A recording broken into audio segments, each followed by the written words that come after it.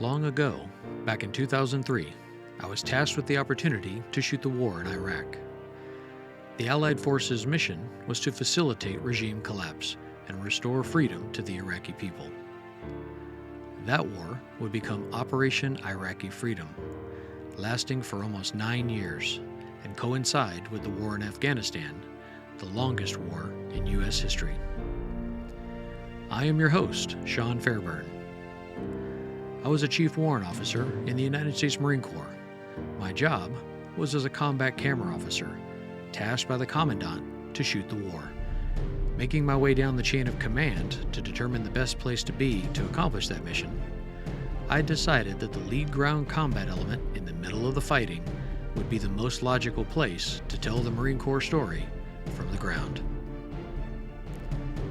That decision led me to Delta Company, 1st Tank Battalion, Regimental Combat Team 7, 1st Marine Division, 1st Marine Expeditionary Force. I was introduced to then Captain Greg Poland, Commanding Officer of Delta Company, 1st Tanks. This provided me a way to be close to the fighting with tanks, infantry from Lima Company 3-4, and Charlie Company combat engineers. A vantage point of the war that would prove to become historic, as you will see. This will become the foundation of a podcast documentary series that talks with some of the Marines from these units, to hear their stories and see where they are now and what God is doing in their lives since coming home from the battlefield. Next up, Captain Ruben Martinez, the S-4 for 1st Tanks, who left behind 2 young boys and a beautiful wife to go into combat. Even though he was a tanker, Ruben understood exactly what the tank battalion needed to be able to keep them resupplied and ready for the fight at all times.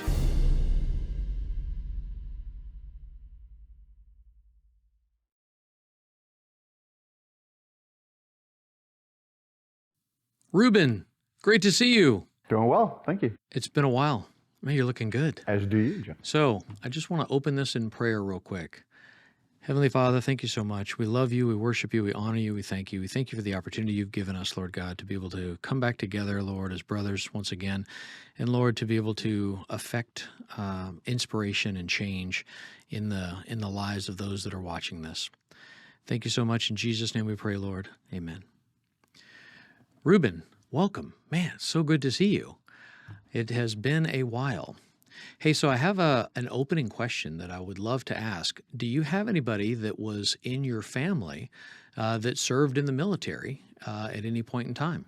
Sure. So my grandfather, my father's side, served in World War II. Was injured in Aachen, Germany, and came home. Didn't talk about it much, but he did have a injured eye that was clouded over, and he'd lost his eyesight from it. And so it was a topic that was there, and we all knew it. And again, though he infrequently talked about it, it was something that was in our family and that we looked up to him for, and we're thankful to him. And then my father served in the Air Force during the Vietnam War, and he served as a helicopter mechanic. And so that was influential in my life, having those two in my lineage and extending their legacy in the military. So what impact did that have on you growing up? So it was present. It was a present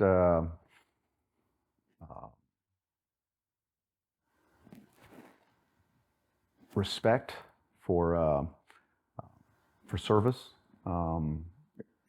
If you will, second nature, if you will, that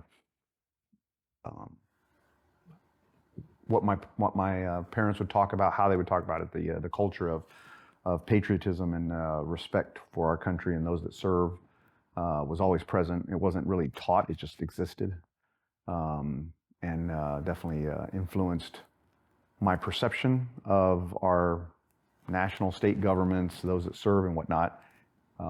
Not causing me to feel like I had to serve, and it wasn't something that I've,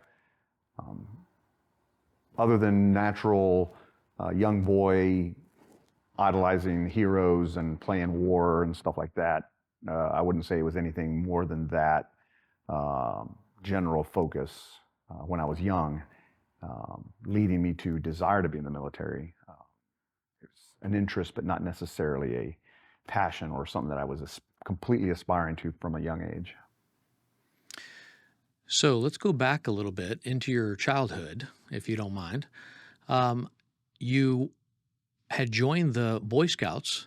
You later joined Texas A&M, and then from Texas A&M, you made a declaration to join the Marine Corps, and then went on to Quantico to become an officer. So what was it like to make that transition from Boy Scouts to the Marine Corps? So talk me into that. How did that happen? So I joined the Corps upon commissioning, or graduating from Texas A&M and being commissioned in May of 1993 from Texas A&M University. At Texas A&M University, I was part of the Corps of Cadets, which instills a lot of leadership. Majority of the cadets don't even join the military. It's more of a leadership fraternity, if you will. That's based and influenced by the military. But I would say that that influence was already, I was familiar with it due to my experience with the Boy Scouts. I'm an Eagle Scout, and my parents got me involved and definitely supported that. And what I found was that those values and characteristics that I had learned to include teamwork, which is also found inside of playing basketball in high school. I valued those. I quickly learned that working as a team and taking myself out of a goal, I could be successful. And I feel like that initially started in Boy Scouts, in basketball, transitioned to being validated when I went to the Corps of Cadets, which can be challenging together with your studies and whatnot. Validated that those characteristics and those methods were effective and that I was good at it and it came natural to me. And so in the Corps of Cadets, they utilize a lot of Marine Corps methodologies, protocols to teach leadership. And so therefore I quickly was familiar with them and said, I can do this. Sought a contract going through the platoon leaders class program to gain a commission. And that's what resulted in me becoming a armor officer in the Marine Corps.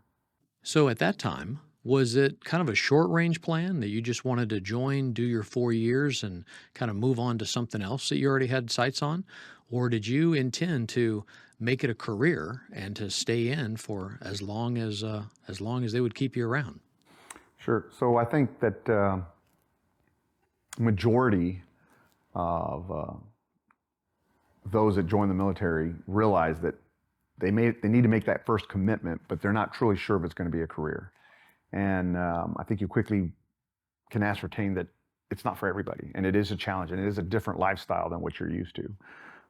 So I would say I did know I felt comfortable in it. After spending 4 years in the Corps of Cadets at Texas A&M, I was like, I can do this. I can, even if it turns out to be something I don't like, I can still be successful at it and make it a positive that can influence my future in some way or another. Whether it was going to be a full career or not, at that time, I don't think that was in my mind. I did realize that I've observed others who had joined the military and how it had influenced their lives and careers, both whether it was a career or not.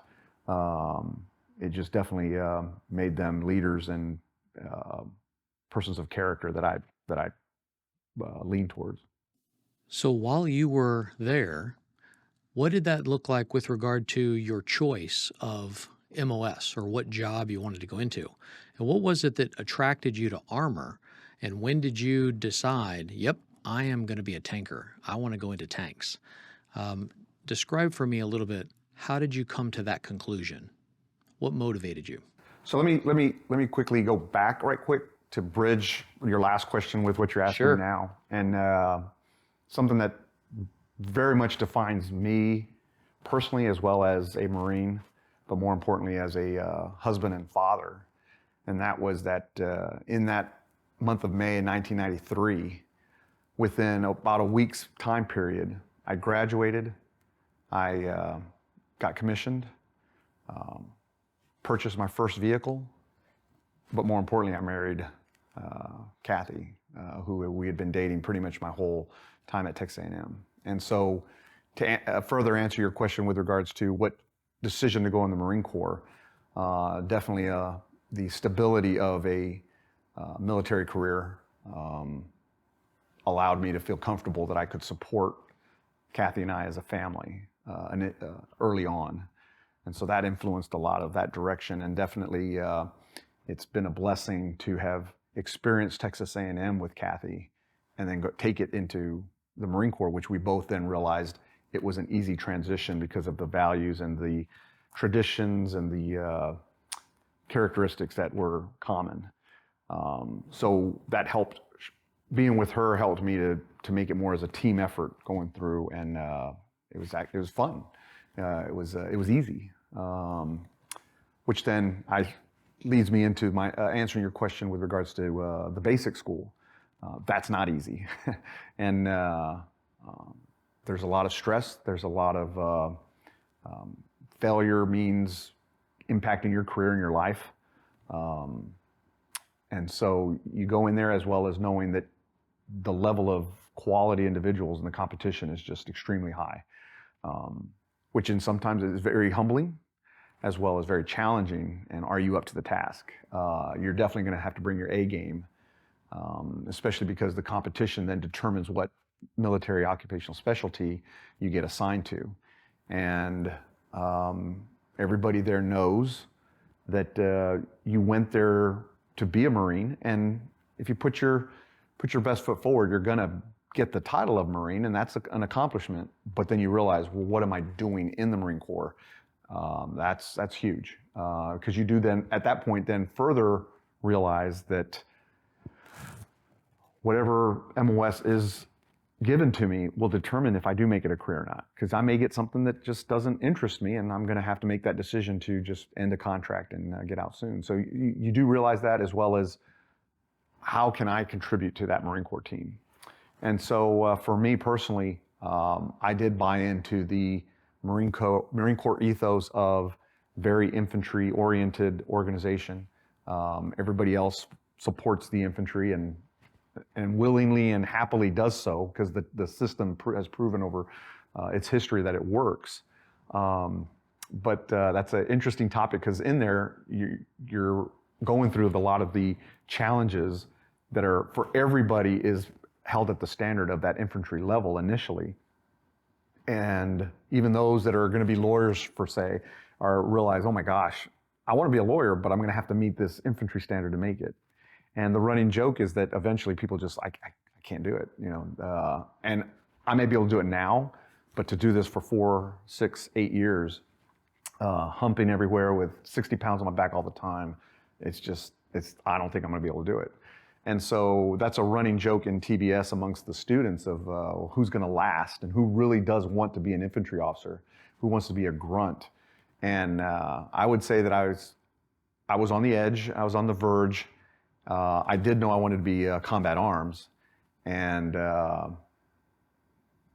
it took the 20-mile hike to just convince me, you know what? I can get on a tank and be just right up front on the edge with those grunts, but I don't have to be humping around with equipment on my back. And that transition, becoming an armor officer, with the running joke that tankers say, why carry the weapon when the weapon can carry you? And so that best describes of what the realization I came to at the basic school. And so towards the end of my TBS career, when I picked the final, I prioritized the MOS selections, I put tanks at the top, and was very blessed to have been in a position where the staff gave me my top choice, which was armor officer. So what was it about the challenge of the crucible of combat that made you want to pick armor and tanks, knowing if ever we went to war, you were going to be in the thickest part of the fight, pretty much guaranteed? Sure. And so it's interesting, as you asked that question, Sean, I'm looking at it from two perspectives. I'm looking at it remembering who I was as a young man, but I'm also, that question is very, it's got a lot of aspects that I believe in now as an older man looking back, not just on myself, but other officers and the Marine Corps. So I'm going to answer it in two sections, if you will, two parts. The first part being that as a young man coming out of Corps of Cadets, which at Texas A&M, that's their goal, is to teach leadership, regardless of what aspect of life you're going to go into, which direction you're going to take. And so, again, back to Boy Scouts, of learning what it takes. When I first came in as a young man, and you realize, or a young boy, and you realize how to contribute to that team, but look up to those older boys, which then you then get nurtured to then become one of those older boys who are leading the unit later.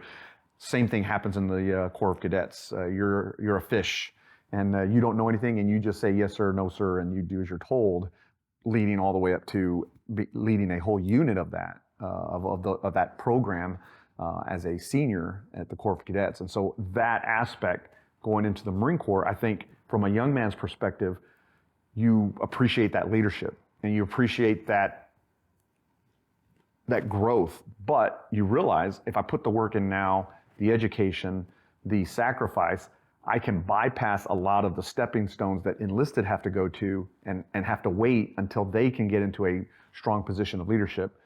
The officer route allows you to put in a little extra work to then bypass some of those steps and get in there a little earlier in your life.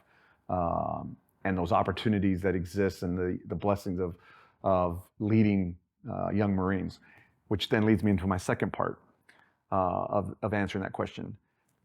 I can't answer that question, and as you can see, I struggled in ending that part one answer by not referring to those young Marines. It is emotional to see young men come in, a lot of them come in for selfish reasons. I couldn't get into college, so I'm going to go join the military.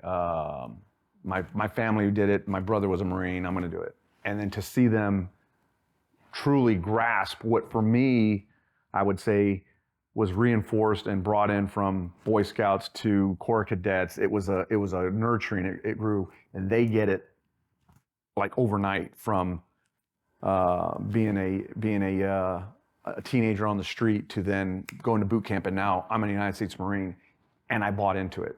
And when you see them have the buy-in and you see them understand the sacrifice that's expected of them for the greater good, not just of their Marine Corps, but for the greater nation, and that they buy into it. And they come from all walks of life. So that passion that you see in the Marines, once you get to see that as an officer, your whole perspective changes. So the competitiveness, I want to be at the top of my game. Yes, I want to be a leader, but you're not. When you're in college and TBS, you don't understand it until you get there with your Marines. Then it's almost mind-blowing of what the Marine Corps and what the nation has given you as a young officer. And now you're a 22-year-old with simply a degree and a year of training is now being given this honor and privilege to lead these Marines, both the young ones who are experiencing that and are now looking to be led, all the way to the NCOs and staff NCOs who are a little bit more salty and are still expecting your leadership. And that's a pretty high honor and definitely a very heavy responsibility that gets put on young men. But then you quickly realize you take that responsibility, and the Marine Corps does a great job of allowing you to give plenty of opportunities for success. More so, I would say, more for success than even any setbacks. You definitely are in a position of success with the Marines that are bestowed into your care. So after you graduated, what was that first duty station? So upon graduation, there are very limited armor officer positions, and the Marine Corps is at the mercy of the United States Army's Armor School. And so the ability to go on to the next school, which typically most officers upon graduating from the basic school then go on to their MOS school.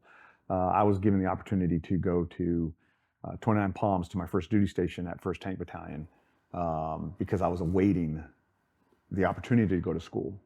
And so I believe it was about 2 months waiting time, which was a great opportunity to just have the excuse of just being the dumb butter bar there and just being able to observe, to understand the culture, the climate, and get familiar with some of the tank requirements that were then going to benefit me at armor school, and then when I returned to 1st Tank Battalion to have a little bit more experience, a lot more confidence upon taking a platoon at 1st Tank Battalion.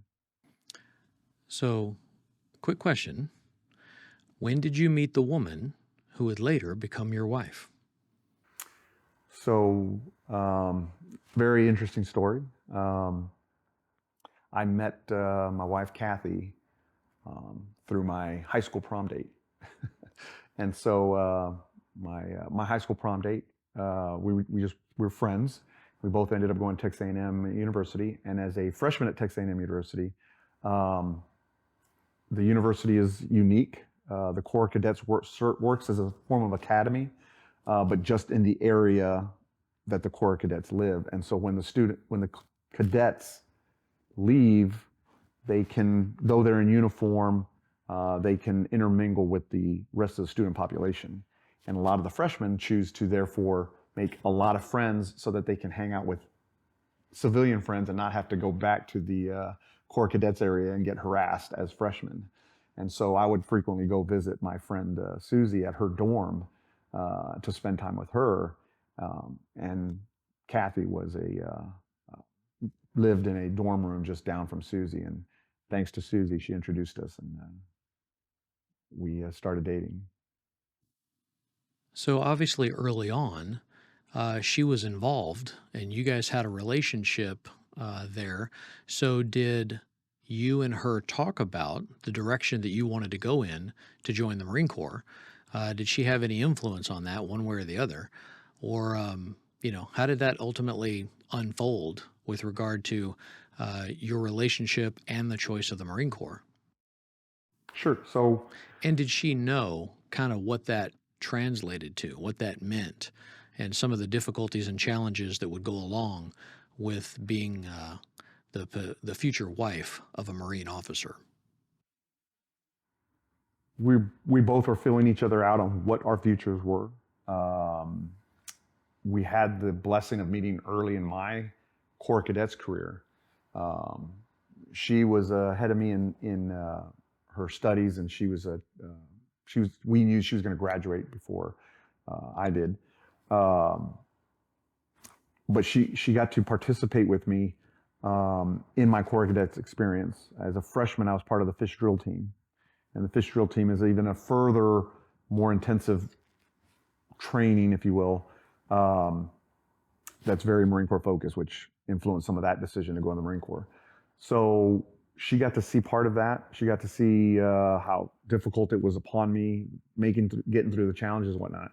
And at the end of that year, 7 of the approximately 60 cadets who are in the drill team get selected to come back as instructors the following year. And the following there's 7, and then the following year after that there's 2 and 2, and then of course then there's 1 commanding officer for that fish drill team, the senior year. So it's an elite group of cadets that are selected to come back and train the next freshmen and whatnot. And I would tell you that she was with me on that, and at the banquet where we're all the freshmen are celebrated, and then they announce who's going to be selected to come back as instructors. It was a very emotional event that she was there with me, and I got selected to come back, and I didn't think I was going to get it. And I think she could feel that, and she was trying to encourage me. But when it happened, I would say that was a very emotional and influential factor to me personally, as well as her being with me in that decision. And the fact that her appreciation and understanding and trying to understand and respect the fish drill team ethos, what it stood for, its values, its morals, that I could see that she was excited for me and she liked it and she understood it. And that began my, well, maybe she would go with me, because at that point I was already thinking, well, I think I am going to seek a Marine Corps contract. I would say there was still a little bit of independence on my part, that's what I think I want and I'm going to go for it without asking or including her. And I say that because, again, because she also had her own career. When she graduated with her educational degree, she then went on to start her master's degree. And so there was a sense of, I can't expect her to completely change her life for me, and vice versa.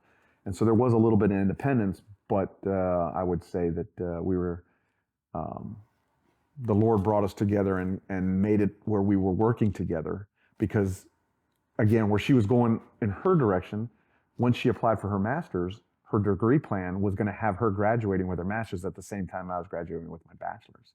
And so that kind of influenced that, well, maybe this will work. And so my junior year, I realized she's going to start making plans of graduating and moving on. And so I need to be able to make a decision and give her something to leverage off of am I going to stick with this guy? Is it worthwhile? And is she going to be part of my life, and am I going to be part of her life? And so I think in that junior year, it was very strong. We grew a lot, and we started talking about the what ifs, and if we get married this, and if we have kids that, and there was a lot of testing the waters of what are our values and where do we see ourselves in the future. And it ultimately led to me asking her to marry me during my senior year, where I realized we're both going to have to make some big decisions here as soon as we both graduate, and I'd like for her to come with me. And so that was a true blessing. Seems like bold decisiveness has served you well. Well, yeah, and definitely she's kept me on track. She's kept me focused. She's my rock, my guide, definitely my angel from God to keep me on the right path. So along with that, and knowing that you're going to go into the Marine Corps, and knowing that you're going to pick a combat path, was that something that the two of you discussed?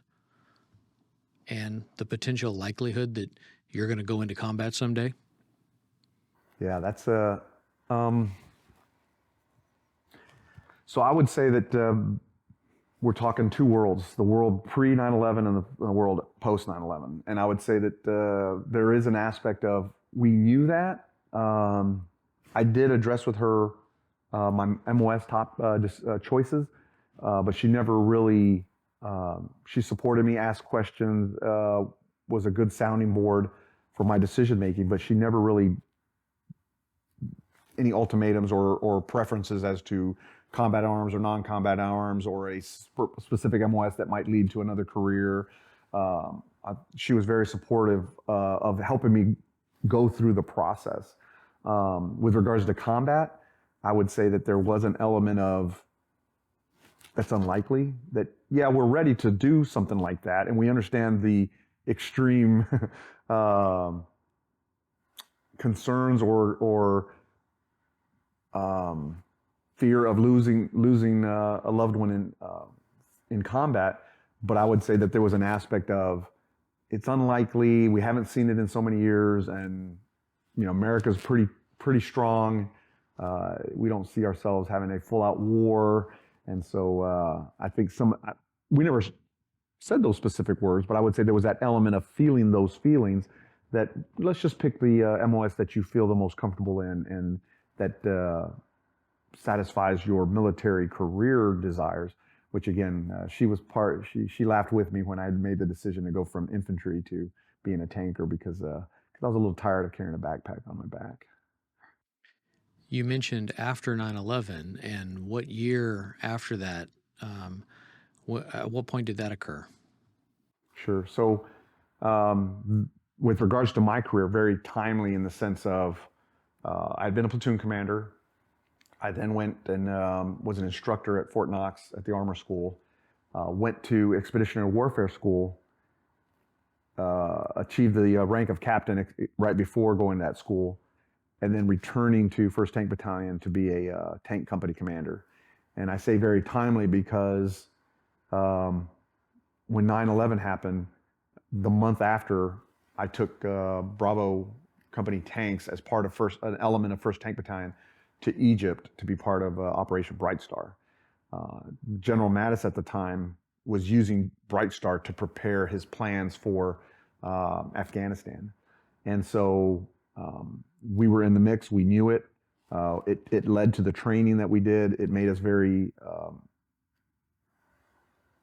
efficient and very focused. It led to great training, the best company that was out there. It was just, we were doing great things. We went to a combined arms exercise and executed our training requirements well above par. And it was a good feeling of being with Marines who definitely, the light came on. Even the most flippant Marine who may have said, yeah, I'm doing my 4 years and I'm out, all of a sudden realizes, oh, this is important. And so it was awesome to be with dedicated, committed, concentrated Marines who were doing their jobs well above par.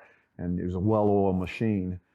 Unfortunately, I was becoming senior, and with war coming, they start populating the units better than before. And so now all these other lieutenants and captains started coming in, which then as a senior captain, I got moved up into the battalion leadership and turned over my company to Brian Lewis, who took over Bravo Company, and these young captains who came in, which then led me to be part of the battalion leadership as a logistics officer.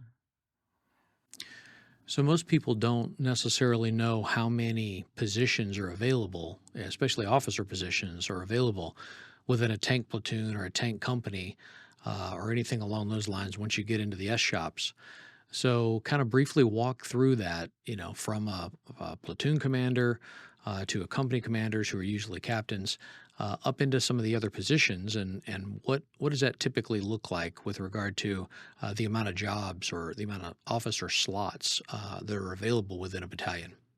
So in the tank battalion, as you stated, there's platoons, tank platoons, 4 tanks that are normally put in command or put in the responsibility of a 2nd lieutenant, 1st lieutenant, with a very strong staff NCOs. It is a learning experience, but there's 4 tanks, small group, 16 Marines who come together to operate those 4 tanks. In a tank company, there's then 3 of those platoons plus the headquarters section. And so that's led by a captain, company commander, who then has a 1st sergeant and a company gunner sergeant and typically a master sergeant, tank leader. And they then come together to lead that company of 14 tanks. The tank battalion then has 4 companies, Alpha, Bravo, Charlie, and Delta, as well as a H&S headquarters and service company, and those are all led by captains. And those are your typical captain leadership that falls under a lieutenant colonel who's leading the battalion. That lieutenant colonel then in that battalion has S shops, S1 being administration, S2 being intelligence, S3 being operations, S4 being logistics, S6 being communications, and there's others, but those are their typical primaries. A lot of those captains then they step up and take some of those roles, either as the assistant, because typically those billets are manned by majors, but because of multiple requirements that the Marine Corps has upon that major rank, sometimes a lot of those senior captains have to step up and fill as the actual S shop commander. And so that was what happened to me. In the Marine Corps tank community, highly regarded the S4 shop more so than other MOSs, because as a tanker, you're relying upon mechanics, fuel, ammunition, and so tank officers are typically more respectful and hold the logistics portion as more favorably than other MOSs who just take it a little bit more for granted. And it's not anything negative, just understandable with that tank that is as a horse, if you will, back in the day.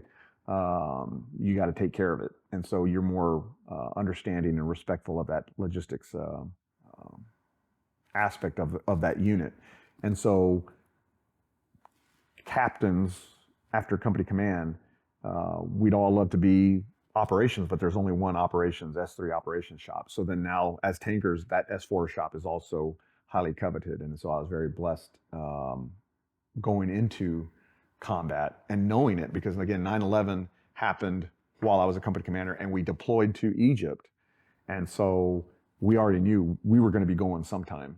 And so to be able to stay in the battalion, a fighting battalion that we knew was going to be at the sharp edge of the pointy edge of the spear there, to then, yes, I would have rather gone leading the company, but it was a privilege to take my company experience and jump up into a position where I could not serve just one company, but serve all the companies and make that battalion as successful as possible.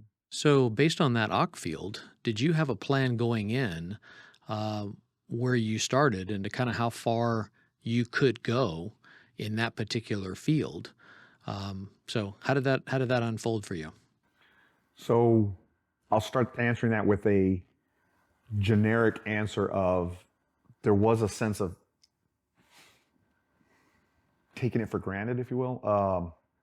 And I'll explain why I come to that thought process. So to say that we actually talked about combat, the high degree of danger and potential life-changing events that could occur, I don't think we really had those conversations, deep conversations. We may have referred to it, but I say that by explaining that. So first of all, a lot of Marines do not like 29 Palms. A lot of Marines I will do everything to not go to 29 Palms. And it's a very harsh duty station. Having been given orders there twice for a total of 6 years that we spent stationed with 1st Tank Battalion at 29 Palms, Cathy and I grew to love it. And what we found was two aspects on it. And you can ask her about it. I think she'll speak to the fact that for her, there was less distractions that an urban environment, a base that's within a large urban environment would bring. It is out in the middle of nowhere. But as we started a young family, it allowed us to focus on that family, and we grew tighter as a family. We grew tighter with the Lord. Cathy and I had already committed ourselves to Jesus and had what I would say a strong faith together in our marriage. But as other couples quickly learn that as your children start getting towards school age, there is that responsibility of what are we embedding in them? What are we teaching them? What values are we giving them? And we want to set that example with our faith for them to then view it and have it influence them to make their decision on whether they would accept Jesus Christ. And so I would say that all that together, if you will, we were already there before 9/11 of where we were in our faith, where we were to step forward in our faith for our children. And so then when we go now, I go back to discussing 29 Palms, her and I always talked about, she enjoyed, similar like it in the Corps of Cadets, she enjoyed me coming back and telling my stories. We both agreed that 29 Palms is harsh weather, long times away, because we were always supporting different types of exercises out all the time. But she felt more confident. She would always say, if you have to go, I feel very confident in your ability to come home because of all the training that you've done at 29 Palms. And there's no better training, live fire training, maneuver training, tactics training, that you could get anywhere else in the world except at 29 Palms because of the vast land that we can drive tanks and blow stuff up and bring in aircraft. And so that together with our faith, I think made her more confident, and again, taken for granted that we didn't have to have that conversation, that with our faith, knowing what we will meet again, that we have eternity together, together with the confidence of the abilities gained by training in 29 Palms, that over at that point, 5-year period of time in 29 Palms, it kind of made us a little bit overconfident, if you will, that we're okay. And that I think with regards to, is there a potential that I wouldn't come home?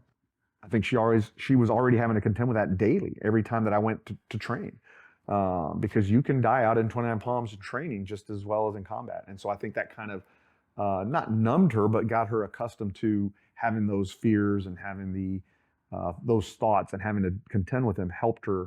I wouldn't say it completely prepared her, but it definitely gave her an edge to contend with some of those concerns and fears when I went 1st Tank Battalion into combat. So you had sons by then, and what were their ages? 6 and 8. 6 years old and 8 years old, yeah. And so they are definitely of an age where they can remember, and they were understanding what was happening around them. They saw the news. They saw mom and dad get emotional when the planes went into the World Trade Center in 9/11, and so they were able to receive it and understand. And I would say at an age that they probably still remember to this day. And did they understand the ramifications of what Dad's job is rolling forward, or at that point they just knew that Dad's a Marine and Dad has to go do some brave things?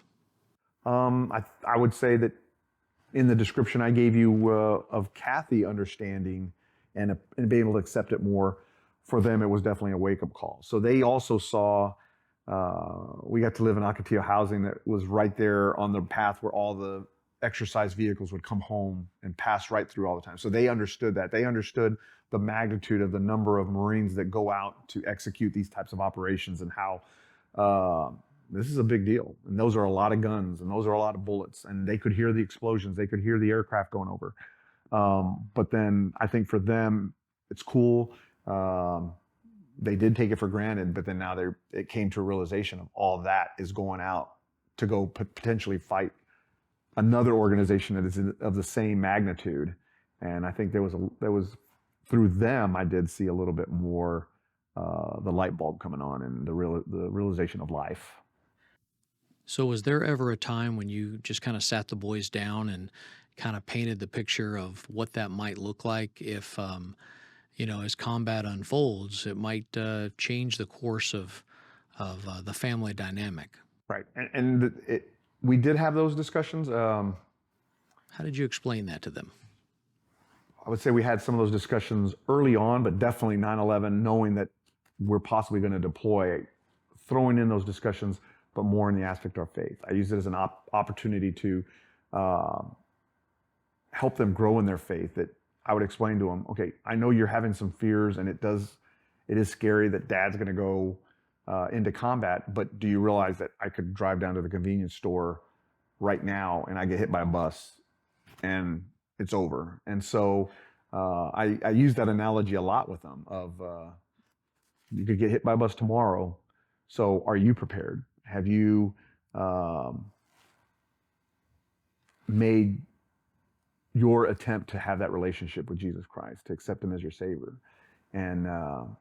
And yes, it is scary that I'm going to combat and I might not come back. But again, if I went right now to the grocery store to go get some milk, there's a chance I couldn't come home from that. And so I think that they did have to grow up a little faster. I do believe the positive was it did influence their faith. It did definitely bring a reality that made them realize what we had been saying and what it meant to have faith in their Lord and Savior. And I think that that was a positive came out of it. Unfortunately, there's a little bit of emotional friction that has to occur, especially for them at a young age, of having to grow up and having to experience that for them, probably maybe a little too young, but nobody can truly ever decide what is the right age to deal with something like that. So obviously at some point the balloon goes up and this is really going to happen. And did you have an opportunity to have a conversation with your dad? Sure. And I'm going to answer this question, Sean, my parents. Yep. Not just my dad. And the reason I say that is, so first of all, I'm an only child. And so My mom had to contend with, you're going to join the Marine Corps? You're doing what? Probably not as on board with the not situation. as on board as Cathy. Yeah, absolutely not. And you're going to be a tanker, and then 9/11 happens. What does that mean for you guys? And where are you going? Right. All this kind of stuff. And been truly blessed with my parents, who have, especially considering that I'm an only child, that together they've been very supportive in allowing me to go the direction that I wanted, and very much just be supportive of everything I've done, and not over influence or over protect. And I would say that they're an example of great teamwork where I know I'm loved.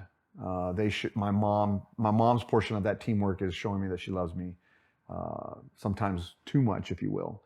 But then my dad balanced that out, and not that he was harsh on me or doesn't show me he loves me, but actually putting me in a position of independence and making me perform in that independence. And he gave me, as the saying goes, giving you a rope to hang yourself with. He'd give it to me, and I saw that early on, and I was thankful for that and was respectful of it, and took it to heart, the need to not take it for granted and not take advantage of it. And so, and there were places that I did, and possibly God protected me on times that I probably could have hung myself, but I didn't.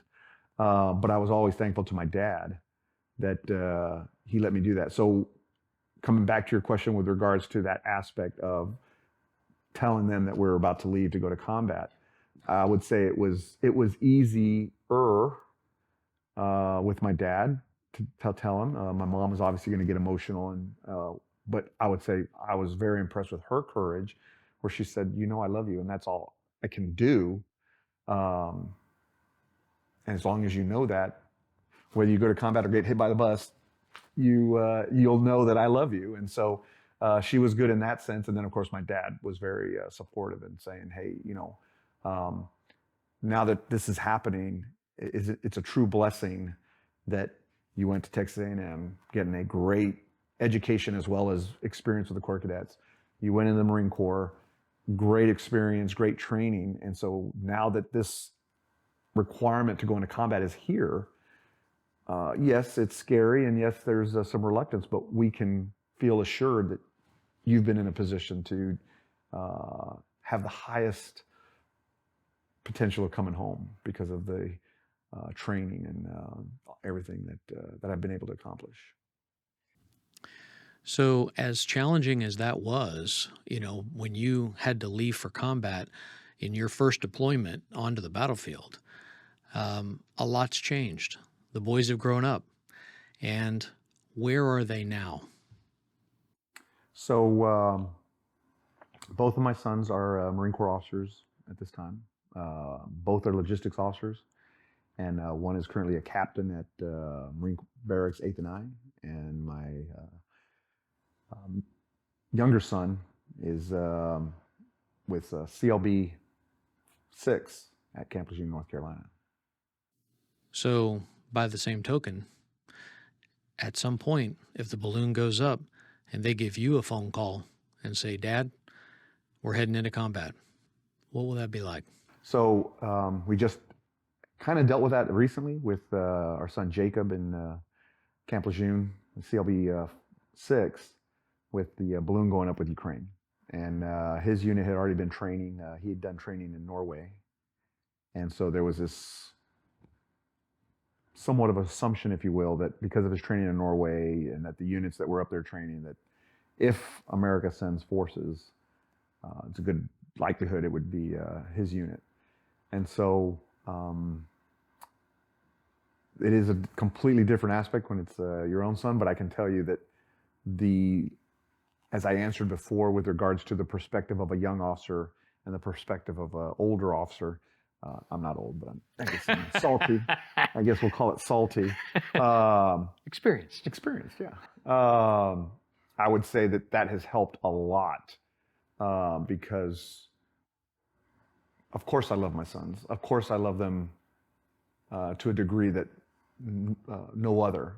But I tell you what, I've loved a lot of young Marines pretty darn close to how I love them. And so emotionally for me, this is the path that they've chosen. Cathy and I did every effort to not make them feel like they were forced to go in the military, that it would be their choice. They made that choice, and we feel confident that it was definitely their choice. And so just as I respect any other Marine or military member who's made that choice and then now has to go into combat, it does lend to my emotion of my own son going into combat with that potential. I would say that the aspect that's different now is his family. So Justin and Jacob are both married, but Jacob has now given birth to our granddaughter, and so that family is growing. And so now for Justin and Megan, and Jacob, Amanda, and Isabel, there's a different aspect of feeling anxiety of them deploying into combat for their sake. And I would pray that they would not have to experience losing their husband and father. And that because of the experience that Cathy and I have, we want to convey that to our daughter-in-laws and to our granddaughter, that how do you contend with that? Obviously, they're going to have their own methods, but if there's any way that Cathy and I can help with our experience and just make it that much easier, we want it to be a blessing, and we want to have them to contend with that, because both are very faithful Christians who definitely understand the same metaphor that I gave of you could get hit by a bus tomorrow. And so we all have to contend with that, and your loved one going into combat just kind of expounds that or accelerates that need to understand that and accept it and integrate it of who you are in your faith with your Lord. It's a pretty freeing way to live, as you mentioned. And, just like you were talking about, life has a 100% mortality rate. Nobody gets out alive. Sure. So, I mean, the service towards something greater than self, whether viewing that from a military standpoint and serving the Marine Corps, which then serves the country, which then, as a Christian, serving our Lord here on this planet, which we are not a part of. This isn't our home. So you view this as a boot camp. I've explained that many times, that Earth and our time on Earth is simply a boot camp that God has blessed us with, to also bless us with the free will that in that boot camp, with everything that He's blessed us with, to make up our own decision of whether we'll accept Him. And that free will kind of aligns with the same free will that's given to young Marines. Of people joke that boot camp Marines get brainwashed. Well, it's not a brainwash. It's, this is who we are, this is why we exist, and this is what we stand for. Do you buy into it? And so, yes, could that be defined as brainwashing? I think some people do, but the point is that there's just, it's black and white. You're either with us or you're not. And some choose not to. Some feel that they get out immediately. Others, well, I'll do my time and then I'll get out, because it's not for everybody. But when I say not for everybody, when you take that next into your faith, that now translates into, it's not about everybody individually. It's about God. And are you willing to get rid of self in order to commit to God for eternity? And so God made us in His likeness, which has an eternal aspect to it. The question is, which side are you going to be on? You're going to spend eternity with God or not? And so, again, a very paralleling concept with regards to your commitment to something bigger than yourself, Marine Corps, nation, as well as your faith. So bring me back to 2003, and what did that look like with regard to what you knew going in, which was probably more like 2002, because your unit probably knew where they were going to be heading, because the spin up was going to take a little while. But then what was the original plan, and at what point did you get tapped or asked to come into become the S-4 officer and to get up into the S-4 shop? And then how much time did that actually give you to be able to plan and to get a strategy together? Had you already been working on something like that? What did that? How much time did you have to be able to pull that together? And then the choice of picking Mumbo. How did Mumbo get brought into that as well? And what was your relationship there? So I became the S4 officer summer of 2002, and being the S4 officer, you crunch a lot of numbers, get the paperwork ready if should you deploy, and I'm explaining the duties outside of combat. You're already learning how to deploy the unit. You're making sure your paperwork's ready to go. You conduct what they call embark training of how to pack up and how to move it, what item, the weights of items, the size of items, how do you move those items, and come up with solutions ahead of time and send requests up to higher ahead of time so that if the balloon should go up, you already know how to move that tank mine plow. That's a very awkward device and it's very heavy. Those types of things. How do we get fuel quickly into theater when the tanks are going to quickly come in off ship? And you realize, yeah, you can take a tank and put it in the desert, but if it doesn't have fuel, it's not going anywhere. And 1st Marine Division, I learned that the hard way, by the way. So it was very exciting. There was a sense in that summer that I had just lost my company. I loved those Marines and I loved what we had accomplished together, and I knew they were combat ready. But I can tell you that it was rewarding, though, also to feel, I think every company commander, there's a little self competitiveness that remains amongst officers from TBS. And so you never want to be that officer that hands over a company and all the Marines take a sigh and are like, oh, I'm sure glad we got somebody different. Or is the next guy going to do it better or different? I felt that I left at the top of not just my game, but the company's game. We were at the pinnacle of our capability and our performance. We had gone to Egypt, we had gone to an exercise, and so I was turning it over. And so it was a very good feeling. And Brian Lewis, a great Marine who had a strong reputation, and it was comfortable for me to say, I'm handing it to somebody who's going to be able to jump right in and have similar standards and morals that I had, so therefore my Marines are going to be able to benefit, and it's just going to be a continuation of their success, which they proved that in combat. And Brian did a great job, and the company did a great job in combat. But then that leads now going into the S4 job of realizing everything that I had learned. So I had done the S4 position for a short time before becoming the Bravo Company Commander. So I'd learned a little bit of that and had prepared and attended a lot of the meetings to get the battalion to go to Egypt, Bright Star. Then I became a company commander, went to Bright Star. So I had a very unique perspective to then come into the S4 shop, preparing for combat, having experience. What does it take to move the battalion, to a lesser degree to Egypt, but still the battalion? Seeing it from a perspective as a company commander of what it takes to get not just the equipment, but the Marines ready. Because your Marines can be ready, but if your equipment's not, it'll create anxieties, which then interferes with your leadership of those Marines and the performance of the Marines. So it's kind of, you have to balance that as a company commander. And so therefore, as the S4 officer preparing the battalion, I felt very fortunate to be in a position to, a lot of these captains, though they were younger, they're still my peers. I did not have the rank of major, so again, they were still peers.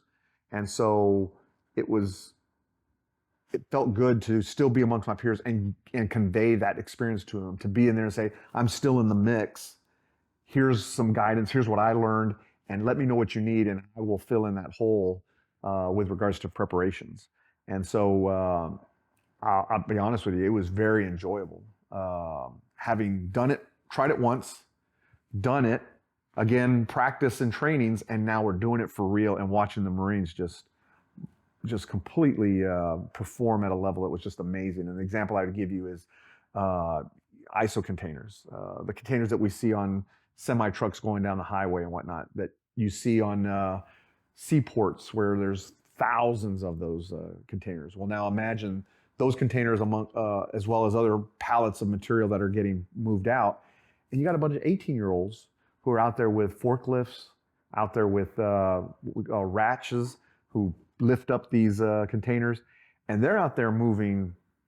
They'd give Amazon warehouses a run for their money the way they're just moving gear around and positioning and getting it prepared. And it was a beautiful symphony of logisticians, whether they were embarkers, motor T operators, heavy equipment operators, ammunition techs, mechanics, all coming together to include the tankers and how they packed and contributed and helped to that to get everything ready and packed for both going on a black bottom ship, being ferried in by military shipping, or being flown in.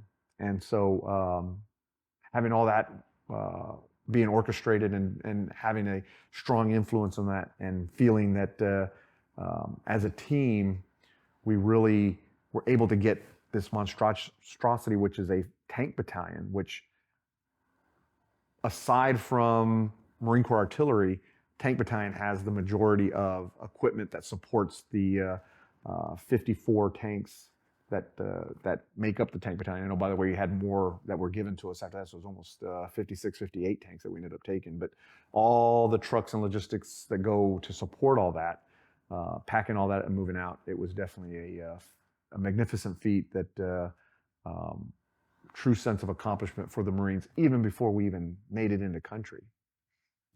So in the plannings and briefings, obviously, what did you expect to have happen? And then once things got closer, obviously new intel and information changes. And what did it actually, boil down to for you with regard to what was expected and how you were going to be able to go into the fight, having everything you needed or not?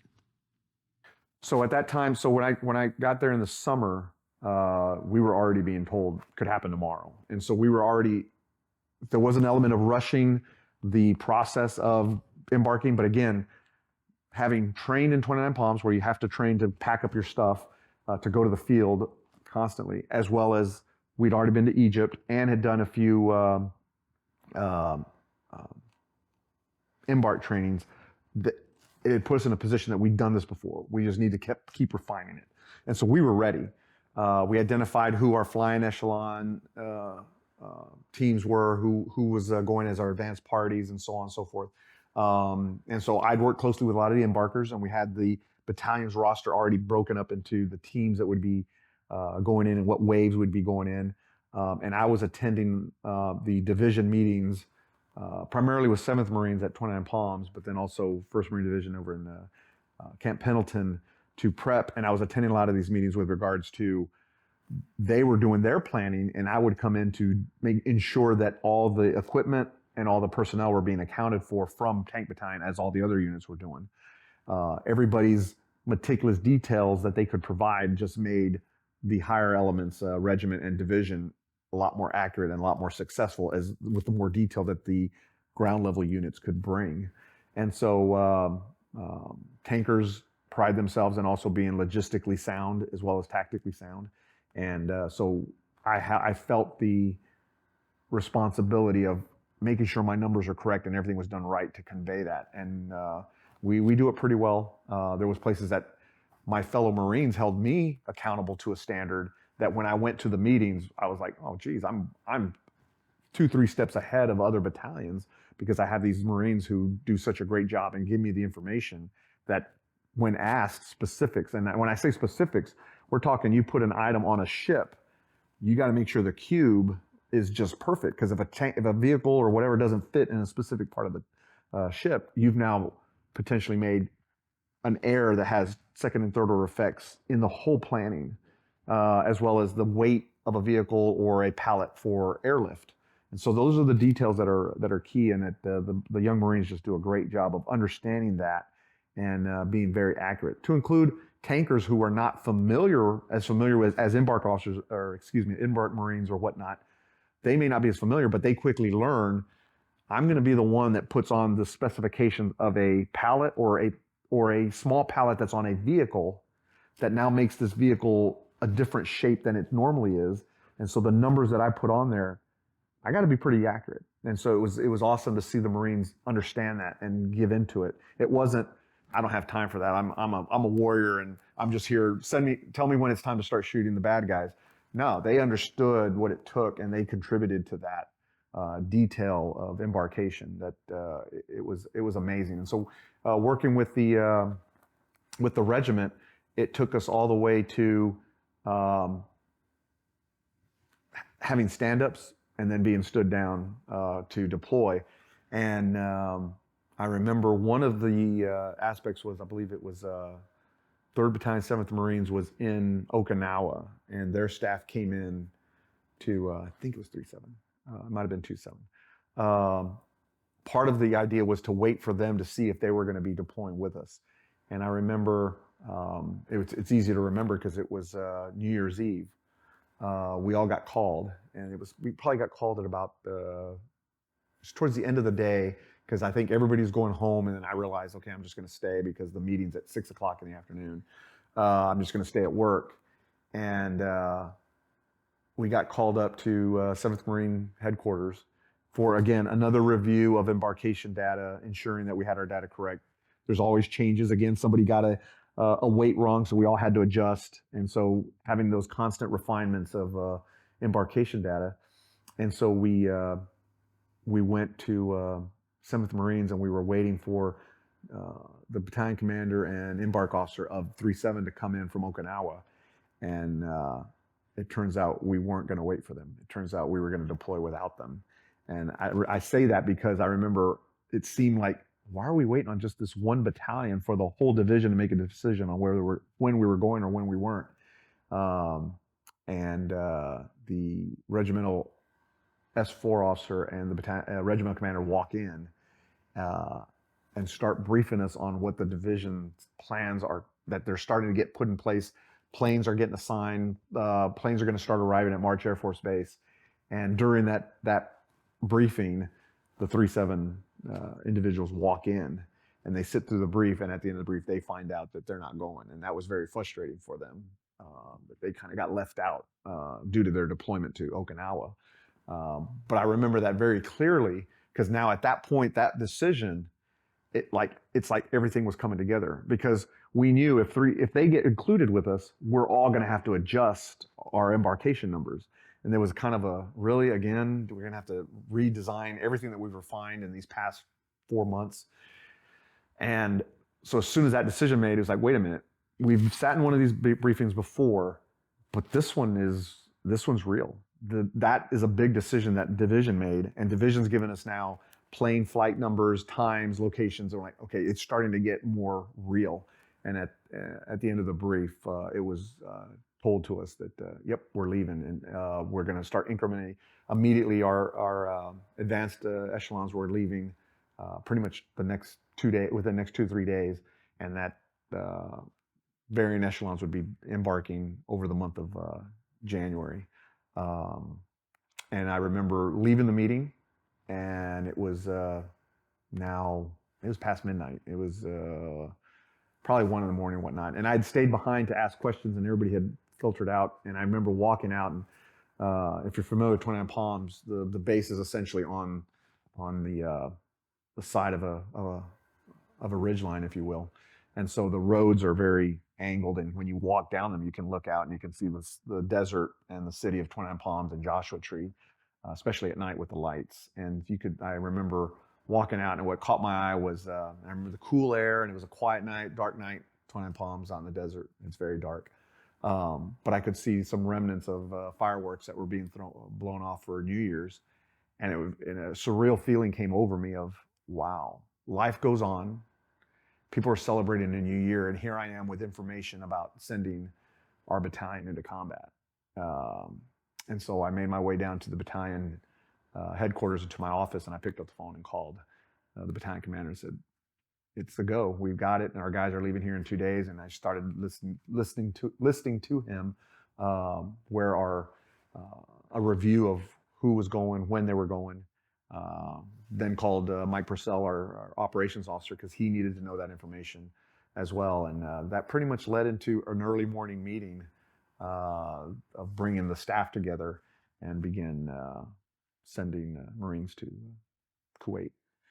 So most people have just no idea of what the combat trains relate to.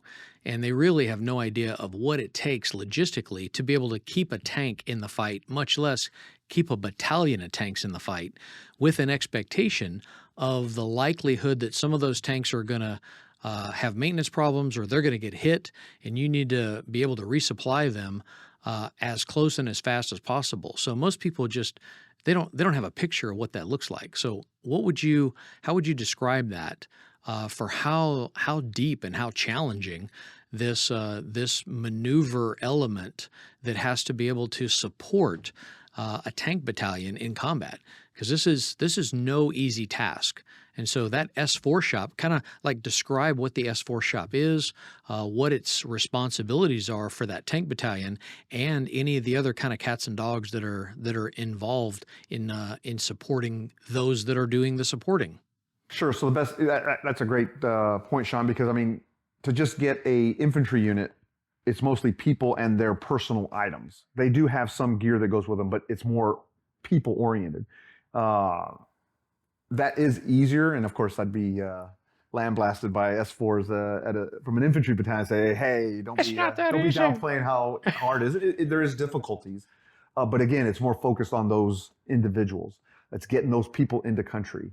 You can, if you get those people in the country and you forgot to add plate carriers, you can fill up a whole pallet full of plate carriers and mail it, and you're in there for an infantry battalion. But for a tank battalion, that's a whole other aspect. And I mentioned earlier that you can offload tanks, and typically the way we did it, we were using the tanks that were on the MPF ships, the Marine pre-position ships, and so that makes it easier. That is a planned staging of equipment that the Marine Corps has done to make it easier with larger equipment units like us and whatnot. And so we knew those ships were going to go out there. We knew the number of tanks that were on each ship and where we were drawing them from. If I recall correctly, I think we ended up pulling tanks off 2 MPF ships. So now that's the other thing, is understanding who they are. And when I say which MPF, who's loaded them, who's checked them before, looking at the checklist that those units that checked them before, maybe it was, hey, we looked at all these tanks and there's this widget that seems to be wearing out more than others. And so we know that those tanks are coming off. We're going to need some more of those widgets additional, because that's the vulnerability they come off the ships with or whatnot. Which then goes back to my statement of, if you take the tanks off, you need the fuel. So what we had found was somebody had thought about that a long time ago in planning to deploy a full tank battalion. And so down deep in the details of planning embarkation plans, in the division embarkation plan, there was a plan to say you need to air deliver 2 to 4 tandem LVS refuelers. And what that is it's a vehicle that has 2 pods of fuel with a pump, and then a tandem, another trailer with 2 more pods, which comes out to approximately 2,700 gallons of fuel. 27,000 gallons of fuel for that one tandem vehicle. And then they said 2 to 4. And what they want those air deliverable, and that takes like a C5 that you drive it up, and you can imagine this long vehicle that looks pretty much like a semi from the highway, and you're putting it in this aircraft and you're flying it out. Now, having said that, it was a learning experience at the time. I knew that they had to be griped down.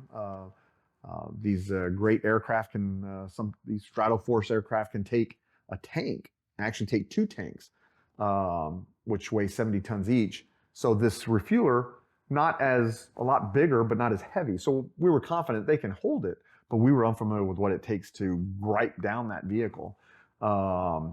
Because of the suspension, there was a lot of shoring. And so a good story I like to tell is that I told the division, we need those fuel trucks. And at first they were like, no, So I had to show them in their own plan. Well, there it is in the small details. And oh, by the way, again, how are you going to refuel the vehicles once they get there? If because they're stored with minimal fuel for safety purposes, as well as weight purposes. And so you have to have the fuel there. And so so they agreed. Okay, got it. And they arranged for 2 aircraft that got assigned to us, and we loaded up the vehicles. But then, as I did the math and I did the read the embarkation books and whatnot, the shoring, the wood that is used to shore up the vehicle, pull down its suspension so that it's not shaking inside the plane and potentially causing the plane to not be able to operate the way it's supposed to. So I turn to Vision and I say, did you read the further fine writing that you're going to need to give me? I mean, it was something crazy, like a pallet's worth of 2x4s, essentially, if you will. And they're like, no, we missed that one. And I said, okay, what do you want me to do? I need a pallet of, I think it was almost like 2-3 pallets of 2x4s. And so next thing I know, they said, we'll get back to you. And I get a phone call. Hey, when you guys drive from 20 Palms to March Air Force Base, there's a Lowe's in, it was either Lowe's or Home Depot. I think it was Lowe's in Palm Springs. Give them a call, coordinate with them. Here's a credit card, a government credit card number. Just order what you need. I said, okay. And I like telling that story because being a Marine and being around civilians, a lot of times there's this feeling of they feel guilty. They feel that you're going to go do something that every American should contribute to, but they're like, how do I contribute? And, you know, they thank you for your service, and there's this feeling of, gosh, I wish I could have done my part. And I tell them, you did. And the one example with that was Lowe's, who had a very successful company, who had the means of a lot of wood. I told them, this is what I need. And the answer I got back was, got it. Give us the card number, where, when, what do you want, where do you want it delivered? We'll have it there. And I showed up to March Air Force Base, and there was the Lowe's truck with all the wood that we needed. And the Marines went in and took it apart, put it out, and we started, we had to cut it even, and we utilized it. But there's an example of a great American company and civilians who they responded and did a great job of it. It was a non-factor. Even though it was a large amount, a large request, they contributed to the American effort and the war effort, and got us our trucks that needed to be over there, and it worked just fine. Our advance party reached back to us and said, hey, they're here, we got them, because of our great Air Force and their planes. That those things are amazing, how much they can lift and how long they can fly. They got it there pretty much within the next day, and our advance party was there. They're here, we got them, we rolled them off, we're getting them refueled, we're ready to go. And here come the MPF ships, and we'll get the tanks off, and we'll get them going. And so that was impressive. That was a great experience. So it's a super complicated thing. The amount of parts, the amount of things that you have to anticipate. So at what point did you just kind of have to sit back and say, Lord, please guide these decisions. Lord, you know what's happening. How do you pray into that? And then to be able to make that decision from what's available, because you can't ask for things that aren't available, but tactically be able to support everything that's going to move on the battlefield, but then to be able to make a few choices with regard to what capability do you want to bring, additional engines, additional barrels, or things that are just a little odd that you want to bring along anyway, just in case for primary, secondary, 2, 3, 4 contacts later. What guided those decisions? Well, and that's the beauty of the Marine Corps and everybody's contribution to the Marine Corps goal and the Marine Corps mission. So if I packed up 1st Tank Battalion to go to combat the way I did my family to go to Hawaii for a month, we wouldn't get anywhere, because you're absolutely right. You'd be constantly, well, you know what? I'm probably gonna need a couple more tires. And you know what? I'm probably gonna need a couple of alternators. And we did some of that. One of the things that we had never done, or I had never done, was to include the embarkation utilizing black bottom shipping. And to get the word they said, here's your cube, how much space you got, have at it. And then my next question to them was, okay, but what's my weight limit? There is none. And so when I'd get the company gunny who said, "Sir, it doesn't make me feel comfortable without taking an extra 4 alternators because I've seen tanks go down fast because of X." Okay, well, give me a few extras, throw them into the AVLBs that we're going to put in the black bottom ship. AVLB is an old M60 chassis that carries a bridge. Well, that chassis is a lot more open on the inside than an M1A1 tank. So there's space where you can just tuck some things. And so when I let that word out, holy cow, all sorts of good staff NCOs who always want to be prepared and have extras came running. Hey, we need to throw some of this in. Hey, I need to throw some of this in. And once that word got out, it spread like wildfire, and it was a little crazy. But I would tell you that it was easier to set a limit and say, hey, we got to stop somewhere. We got to be as efficient and as nimble and mobile as possible. And it was easy to make that decision because of our Force Service Support Group element, our logistics element of our MAGTAF, Marine Air Ground Task Force. You have a ground element, a air element, and then you have a logistics element. And for us, it was the FSSG, and their professionalism, their knowledge of what it takes to support us, their incorporation during these major exercises that we had in 29 Palms prior to getting ready to go, and then the exercise we had after, where they take a lot more seriously. They're getting down to the details of numbers, analysis of those widgets that commonly go bad, and they incorporate it into their planning, made it easier for me to say, okay, we don't need 20 widgets. We'll take 4, but I'm going to rely on these guys who have done a great job in learning how to support us, because they're going to be the ones that are in Kuwait, who then create up a forward operating base in southern Iraq, they're going to be the ones who continue to push stuff forward to us through our field trains, our combat trains, and to our forward elements. And so that confidence of having worked with them before in multiple aspects, multiple meetings, it just created a team effort that it's hard for me to explain. That the same way a football player on just the offense, not even the defense, he comes together and can appreciate, gosh, I love these linemen who work so hard, and those wide receivers that can run those routes so well, whether I'm the quarterback, whether I'm the running back. I appreciate that the team's coming together.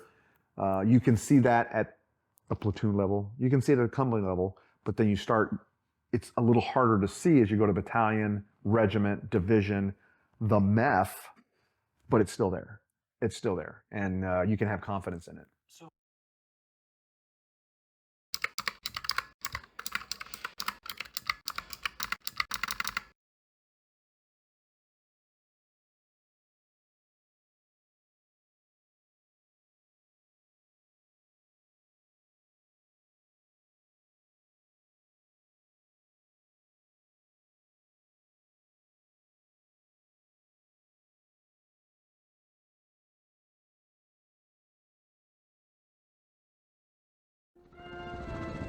Throughout history, the Marine Corps has responded to the crises of the nation. We have always been most ready. when our country was least ready. Marine Corps is just to fight. and since 1775, We have fulfilled that role with honor, Courage. And commitment. Today we pause to renew our promise to America. your Marines will always be there. When you need us. Semper Fi. Semper Fi. Semper Fi. Semper Fi. Semper Fi.